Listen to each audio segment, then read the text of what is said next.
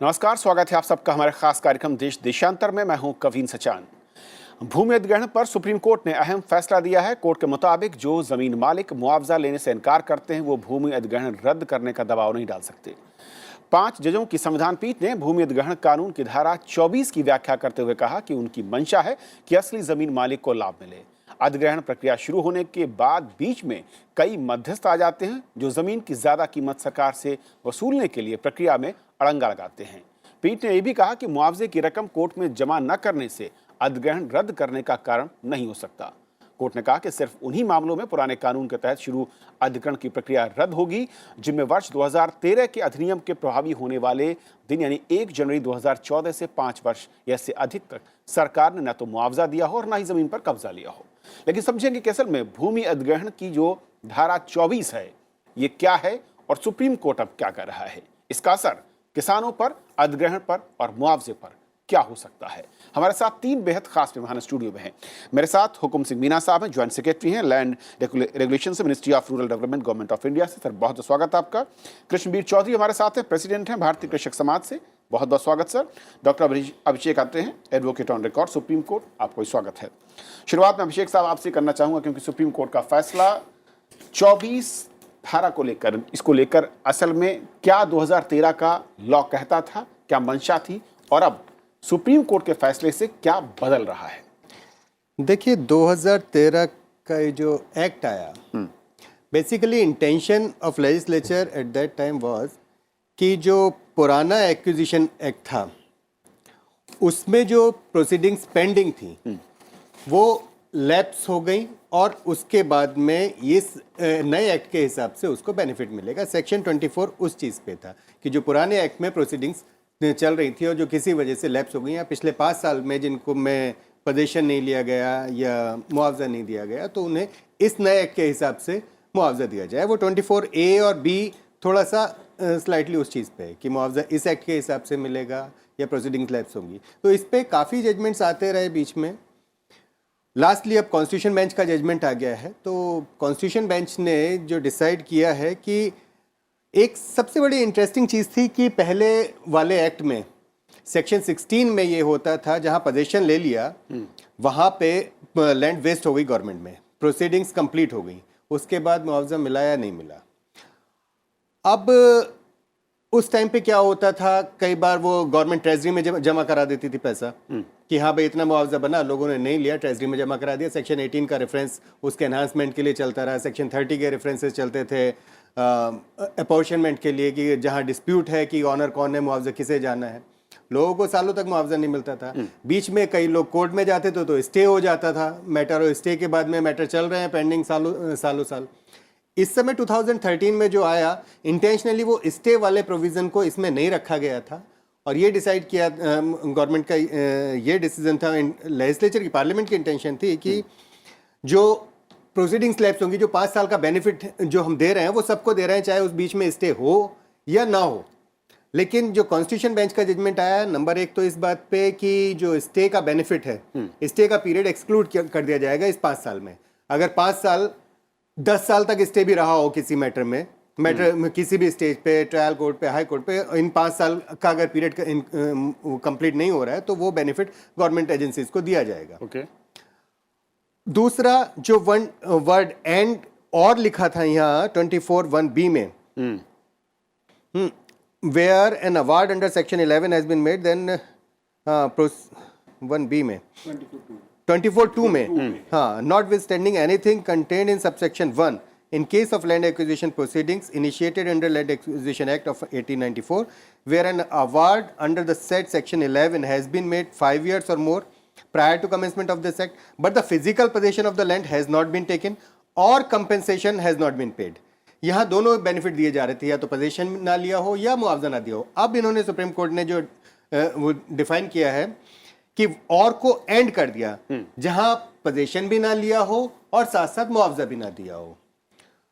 तो बिल्कुल चेंज हो गया सिनेरियो एक तरह से। और यानी कि मैं कहूं कि जो कानून ये कहता था कि अगर एक भी हाँ, दोनों में से या तो मुआवजा ना लिया हो या पोजीशन ना हुआ हो, तो वो रद्द होने की तरफ बढ़ सकता हाँ, था। तो वो यहाँ पर ये दोनों शर्तें दोनों अप्लाई कर चीजें दी हैं। कंप्लीट होनी चाहिए, तभी वो लैप्स होंगी प्रोसीडिंग्स। ना तो मुआवजा लिया हो और ना ही आपने कब्जा और लिया हो। ऐसा नहीं होता कब्जा, और कब्जे के लिए भी सुप्रीम कोर्ट ने, ये कॉन्स्टिट्यूशन बेंच ने कहा है कि इंक्वेस्ट रिपोर्ट और मेमोरेंडम से पोजीशन कंप्लीट हो जाता था। मींस पहले एक पेपर पोजीशन वाला सिस्टम था। पेपर पोजीशन और एक्चुअल पोजीशन को भी कई कोर्ट ने कई जजमेंट्स में डिफरेंशिएट किया था, लेकिन यहाँ पेपर पोजीशन को मान लिया कि यहाँ अगर पेपर बन गया इंक्वेस्ट रिपोर्ट तो रियल पोजीशन मान लिया गया। रियल पोजीशन हो जाता है। हुकुम सिंह जी, क्योंकि आपका लंबा अनुभव रहा है और जब ये रूल्स बन रहे थे, जब ये लॉ बन रहा था, आपकी भूमिका थी, और एक आपने पहले हमने एक प्रोग्राम इस पे किया, आपने कहा था कि एक अधिग्रहण चुनौती भी है सरकार के लिए।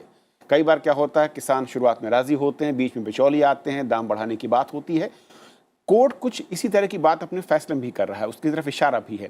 इस फैसले को कैसे देखते हैं आप, एक्वायरमेंट जो है उसकी तरफ, और जो प्रोसेस था उसके जो शब्दों को बदला गया है या जो शर्तें बदली गई हैं? यदि माननीय सर्वोच्च न्यायालय का 6 मार्च का आप फैसला को देखें तो वो लैंडमार्क है। लैंडमार्क में सेंस में कहूँगा कि आप सभी राज्यों में यदि स्थिति देखें, लैंड एक्विजिशन जो नया एक्ट हमारा आया है 2013 के बाद, तो जब राज्यों को ये फ्रीडम दिया गई तो आप राज्य स्पेसिफिक अमेंडमेंट्स भी लाएं। तो ज़्यादातर राज्यों में जो अमेंडमेंट्स हमारे पास आए हैं, 11 में से 9 के मैं कहूँगा, वो 24/2 को 24/2 के अमेंडमेंट्स के लिए आए। इसका मतलब ये तो क्लियर है कि 24/2 के इंटरप्रिटेशन में कहीं न कहीं समस्याएं देश में थी। और दूसरा इसका एक उदाहरण मैं दूंगा कि जितने भी अभी तक केस हुए हैं उनमें कम से कम 1000 से ज़्यादा केसों में हमारा मंत्रालय पार्टी इफेक्टिव पार्टी रहा है, जहाँ हमको एफिडेविट फाइल करने पड़े। तो 24/2 के अंदर जो सेक्शन 24 है नए एक्ट का 2013 का, RFCT एक्ट 2013 का जी, उसमें 3-4 बिंदुओं पर इंटरप्रिटेशन पे लेकर के मतभेद रहे हैं और उनमें अलग अभिमत रहे हैं, चाहे वो माननीय न्यायालयों की राय देखें या इंडिविजुअल्स की भी देखें। हम लोग इसको मंत्रालय में भी देख रहे थे, तो जब लीगल अफेयर में ministry of law and justice में जाते थे वहाँ पर भी डिफरेंट ओपिनियन होते थे इस पर। उसमें एक ये था कि अभी तक जो रिकॉर्ड आप 1894 एक्ट देख लें या नया एक्ट देख लें, ज़्यादातर जगह पे 24/2 को आप छोड़ दें तो पोजेसन वाली बात आती है, जो मेमोरेंडम से या लिखित से, क्योंकि जो गवर्नमेंट लैंड एक्वायर करते हैं पब्लिक पर्पज के लिए गवर्नमेंट बॉडीज, तो उसमें जनरली पेपर पर पोजेसन देते हैं कि भाई ये ज़मीन आप गवर्नमेंट को ट्रांसफ़र कर दी, आप इसको पोजेसन ले लिए साइन करके। और क्योंकि इंडिविजुअल कोई आदमी होता नहीं है जो उसको कल्टीवेट करे या उसको फिजिकल। अब जो नया वर्ड एक आया 24/2 में, पहली बार ये आया लैंड एक्विजिशन में, आप एक्ट में देखें तो फिजिकल पोजेसन, तो ये अब समझ में नहीं आ रहा था किसी भी स्टेट के में, किसी भी पब्लिक अथॉरिटी के, फिजिकल पोजेसन का मतलब क्या है। एक एरिया ये था। दूसरा एरिया ये था कि कंपनसेशन को पेमेंट कब माना जाएगा, कब deem to have been paid, उसके अकाउंट में चला गया। मान लो पुराने एक्ट में प्रावधान ये था कि अथॉरिटी कंपनसेशन के लिए जो लैंड लूजर्स हैं या लैंड ओनर्स हैं उनको ऑफर करती थी, और यदि वो मना कर देते थे और उनके रिक्वेस्ट पर सेक्शन 18 में वो कोर्ट को रेफर करती थी डिसाइड करने के लिए। लेकिन हमारा जो इंटरप्रिटेशन था, क्योंकि मैं 8-9 साल कलेक्टर भी रहा हूँ, तो उस समय ये माना जाता था कि हमने ऑफर किया और यदि व्यक्ति ने उसको एक्सेप्ट नहीं किया तो हम ये मान लेते थे कि हमारी तरफ से पेमेंट हो गया है, वो एक्सेप्ट करे या ना करे, एक्सेप्ट करे या नहीं करे। अब ये उसका एक लिमिटेड ग्रीवांसेस रह गया कि साहब जो हमारा जो कंपनसेशन है वो इनएडुकेट है, मतलब वो पर्याप्त नहीं है। तो उसके बिंदु पर हम लोग कोर्ट में रेफर कर देते थे, कोर्ट जो भी डिसाइड करता था दोनों पक्षों को मान्य होता था। तो एक तो ये ग्रे एरिया था। दूसरा ग्रे एरिया ये था कि उसके अकाउंट में पेमेंट होगा।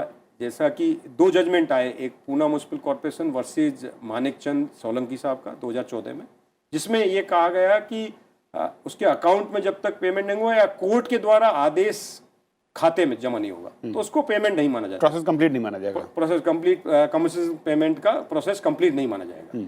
दूसरा एक एरिया था कि जो मान लो कि लैंड लूजर है या लैंड ओनर है, कोर्ट में इनएडुकेट कंपनसेशन को लेके गया और कोर्ट में उसने स्टे ले लिया, क्योंकि स्टे उसने अपने इंटरेस्ट के लिए लिया, गवर्नमेंट नहीं गई थी। उस स्टे पीरियड को क्या इस 5 साल 5 years प्रायर 1/1/2014 उसमें काउंट होगा, एक्सक्लूड होगा।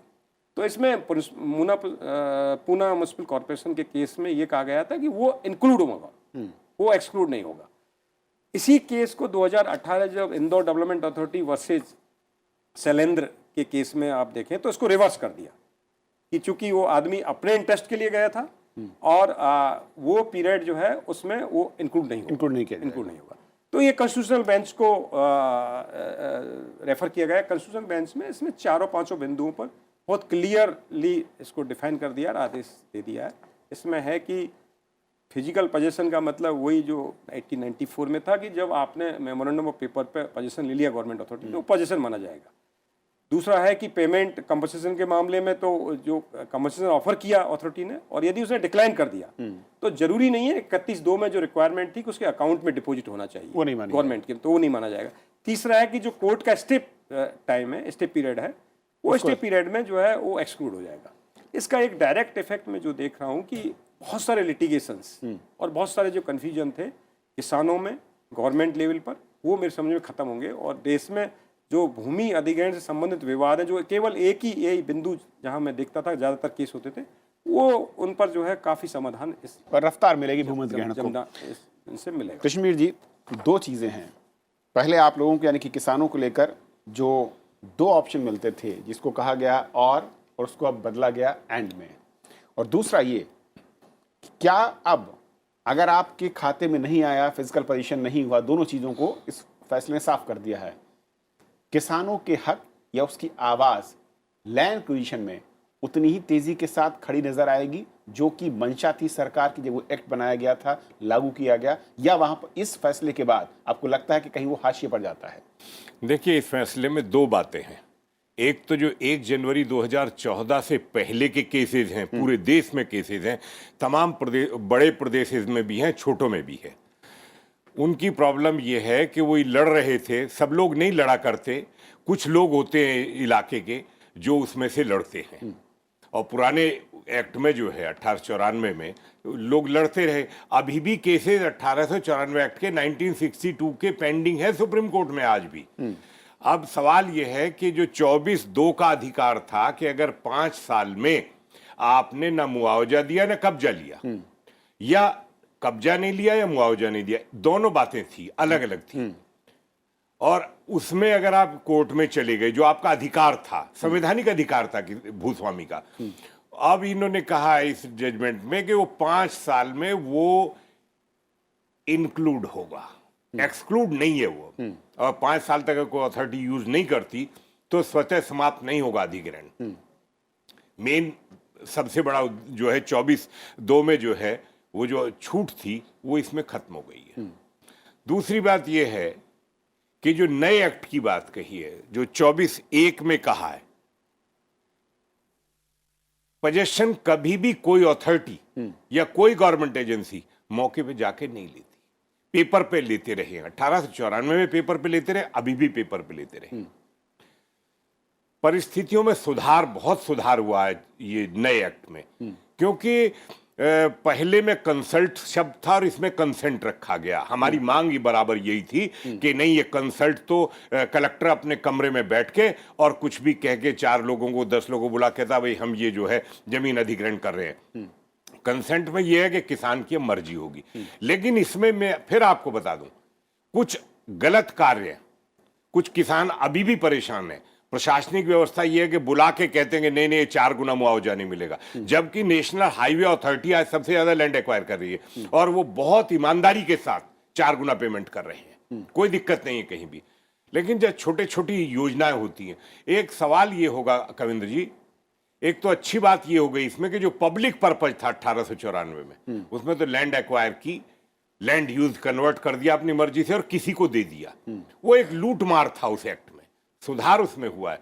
लेकिन दोनों चीजों को देखना चाहिए। कब्जा लेने से पहले कंपेंसेशन लैंड ओनर के खाते में जमा होना जरूरी होना चाहिए। ऐसी कौन सी चीज है बाजार में, कोई भी चीज नहीं है जिसे आप पैसा ना दें और वो लेके अपने घर चले आए। लेकिन ये सुप्रीम कोर्ट ने इस बात को कहा है कि खाते में पैसा देंगे आप। एक्ट भी यही कहता है कि आप पहले पेमेंट करेंगे तब आप पोजीशन लेंगे।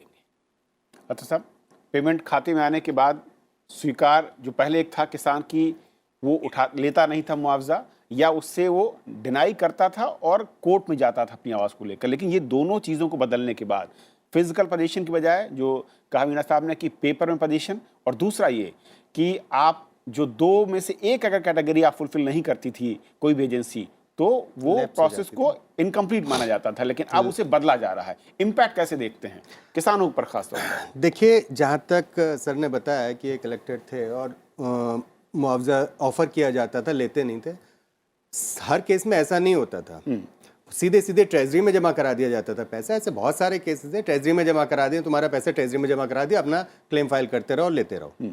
ऐसा भी होता है, लोगों को नहीं मिला करता, उसके लिए रेफरेंस फाइल करते, वरना तो औने पौने दाम मिलते थे। पता चला हज़ारों रुपए के रेट में ज़मीन होगी और 1-2 रुपए के हिसाब से उन्होंने कैलकुलेट कर रखा है, उस हिसाब से मुआवजा ऑफर कर रखा है।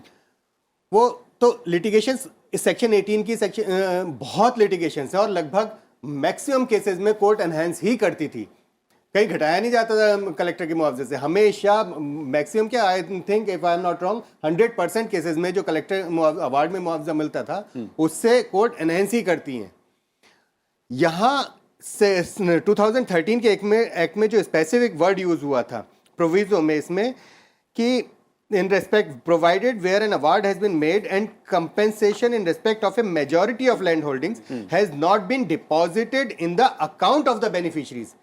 इस वर्ड को रखने का पर्पज ये था कि वो जो ट्रेजरी में जमा करा दिया, सेक्शन 31 में कोर्ट में जमा करा दिया, लोगों तक तो पहुंचे ही नहीं। लोगों को 30-30 साल लग रहे हैं अपने पैसा लेने में, जमीन तुम उनकी लेके बैठ गए, उन्हें सारे राइट्स उनके खत्म हो गए उसको।